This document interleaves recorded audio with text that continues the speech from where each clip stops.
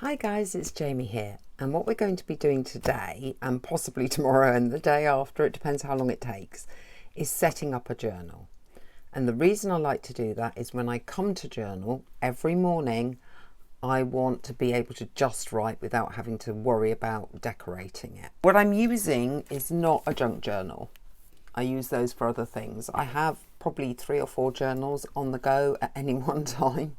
I am just using an Artesia. They came in a pack of 3 bullet style journal. I'm not taking pages out of this, even though it will get ridiculously fat.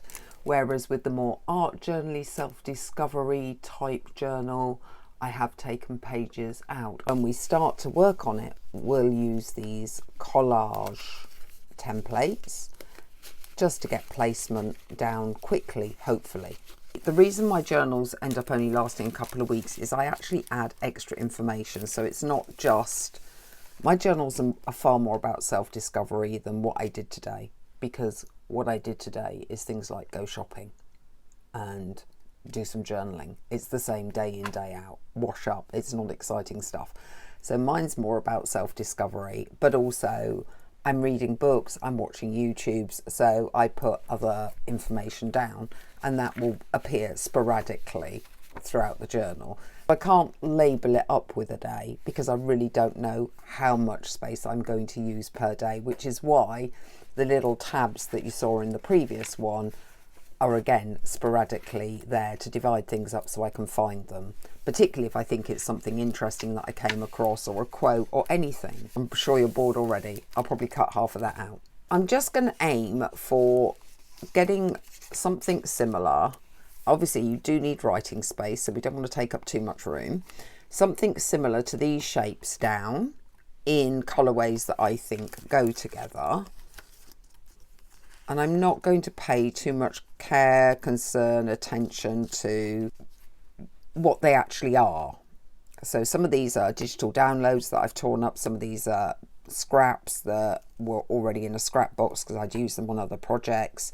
Well, even the digital downloads, I've used bits of them in other projects. That's where I found all this stuff. This is like that, and then there's a square. So we're just looking for something square that goes with that colourway, square-ish. Like that, and then it has another one here, maybe that one there. I mean, that's something that was going to go into my daughter's horror journal. I didn't like how green it was. That type of thing is kind of following that template there. Having found the pieces, all I'm going to do is glue them down. And if you would like to do this with me, that would be awesome. So if you want to pause the video and go get a blank exercise book, any book will do, and some scraps, and then line that up roughly to the edge. Now the reason I do stuff along the edge is because I put those tabs in, and by doing things along the edge, when I put a tab in, they're not going to go over anything I've written, because I may not put the tab in until after I've completed the page or pages and know what they're about. And of course, if you've written right up to the margin, you're then going to cover up some of your writing. This is just a basic background. We might stamp over this, we might add stickers of interest. It's just to get that collage-y shape going.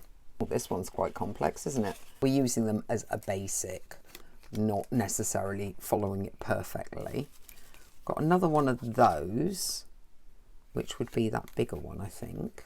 Could stick with similar colorways. And something like that, a small something.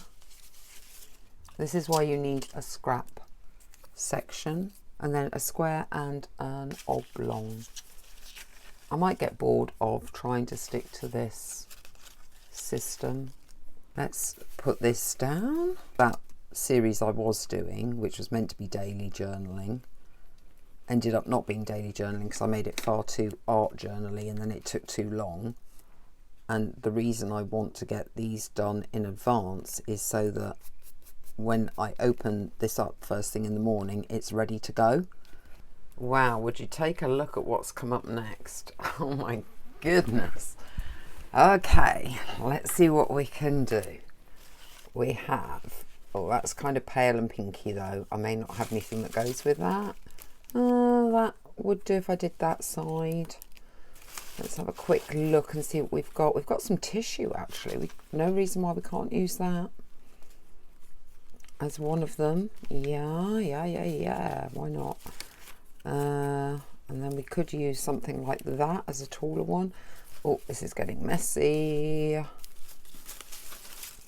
Okay, I do love to give myself a challenge. Some handmade paper. I think what we could do, I think this is a sticker. So we could cut this one down like that and then stick that one down. There's no reason why some of the things that have been torn off can't be repeated in this collage. And it might help to give it some uniformity if you do repeat certain papers. Right, that's that template done. So every time I put a template on here, you can screenshot that so that you can use the templates too. Oh, nice, a simpler one. Thank you. Thank you. We need a simpler one.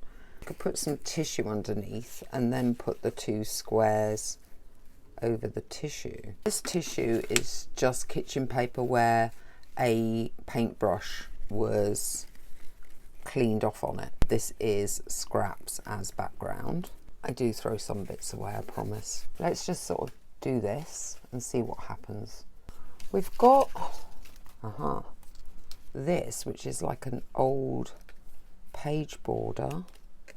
Put that down. We could just do that one and then that one. It's not following the collage, but it's okay. It's just background at this stage. Next page, there seem to be some circles, lots of circles actually. We've got a largish one. I don't know if this is gonna work with, I've got lots of circles in here, mind. I've even got cutouts that have circle shapes. That might be the way to go. So we get the circle shapes and then put some squares over the top. Okay, I think that's all down. Let's have a look at this one. Alrighty, so we have basically a cornered off thingy. So we want one of these and just get the corner chomper.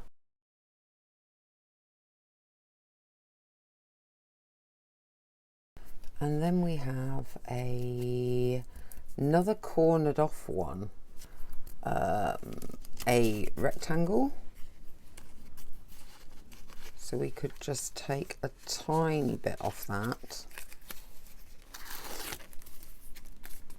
And then this is a flag on this. So I feel like it needs to be flagged. Is that the way you do a flag? I think so. Yeah. And then it needs a central square. So I quite like that because that's got candles.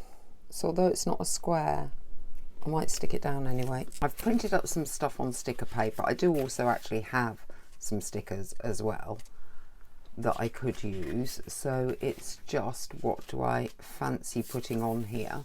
I don't want to put on anything that's going to involve too much work at the moment, because I just want to, I don't think orange is going to go. The sunflowers aren't. The butterfly might though.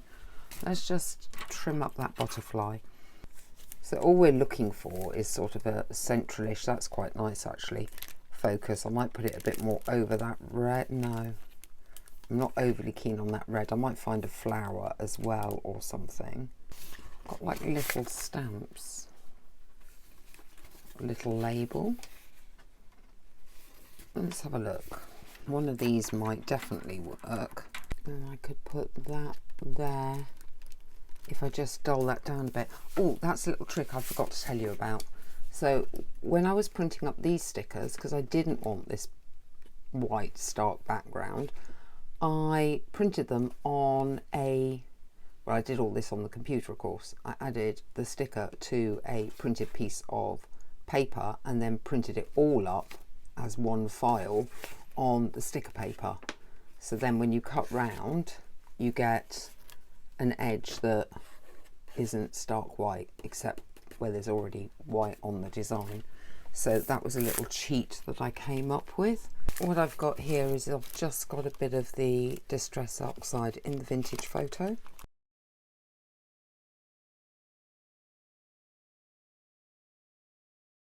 There, that's just dulled down that edge a bit, and I think that will now look better when you stick it on there.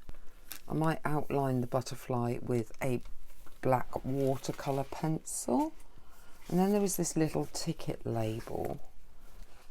I'll just see what that's going to look like on there. How about we do it like that? I'm not overly keen. I feel like that should be behind this, and probably behind, if it'll lift, if things will lift, probably behind the butterfly as well. I can always put a bit of extra glue on if I lose the sticker paper doing this. There, that's slightly better to me. What I was thinking was get the black watercolour pencil and a bit of water, and then just attack the old butterfly.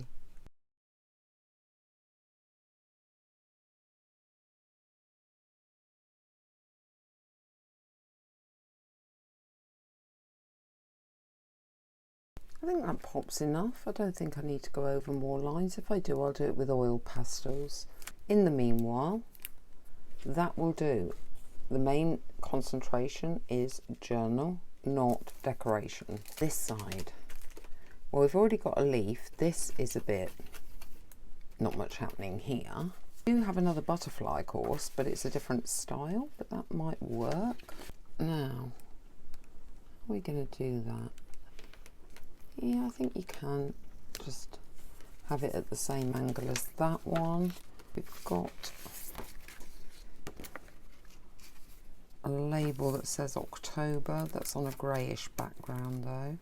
I might have a go at the October, and I still feel this is a bit too much here. Got a little campfire-y thing. It makes no sense, but equally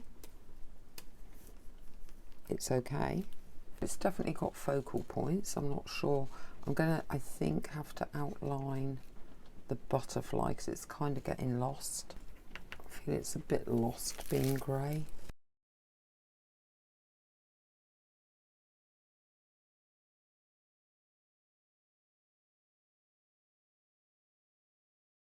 Yep, I think that's fine. You could just give that a bit of a, like a shadow almost. So it's just like one side. I suppose you'd have shadow here, wouldn't you? Because it's underneath, but not that side. Yeah, I think that looks all right actually. While that was drying, I just cut a few things out. I think before I put these down, I'm going to edge them. But rather than edge them in black, I'm going to try the Vintage Photo, and if I'm not happy with that, then I'll go back over and do it in the black. With the birdie's going to sit on there, and then that's going to be beneath the bird, that's going to be beneath that, and that's going to be beneath that. So we start with memories. I think it stands out enough against that background. Yeah, I like that one. Now I do have some angel wings, but I've got a feeling they're not really going to go. I think those need to be a separate thing. Maybe a quote on that page. You could do like a band of flowers going up, and we could do like that. Yeah, that'll do. I feel like it could do with just a strip of that colour along the bottom there. It does break up that red a little bit. I think that's okay.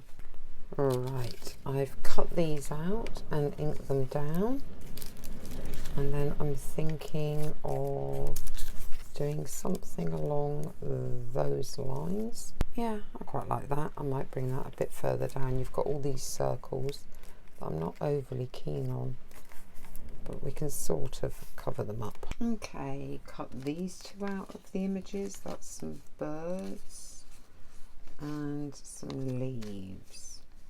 So I think we can just sort of do something along those lines. I think the birds are a little lost in this, so I'm going to use the gel pen to just sketch round the outside, and you can just use the lines of everything that's already on there, so you don't even have to be able to draw yourself to be able to quickly sketch in someone else's design like that. I mean, it's not perfect, but it's not bad. Here on these you do have some, I'm going to end up getting the gel pens out, aren't I? Some leaf lines like that, but I think that will do, and that's another 2 pages done. 1, 2, 3, 4, 5, 6. What I'm hoping is, having done 6 pages, that will be enough for tomorrow morning's journal, and we can continue this on another video. I'm going to say goodnight for now. If you have enjoyed this video, please give it a thumbs up.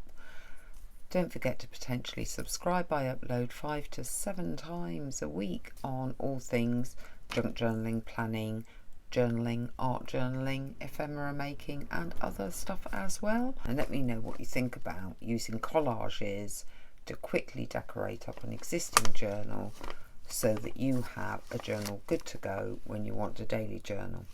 And I will see you later.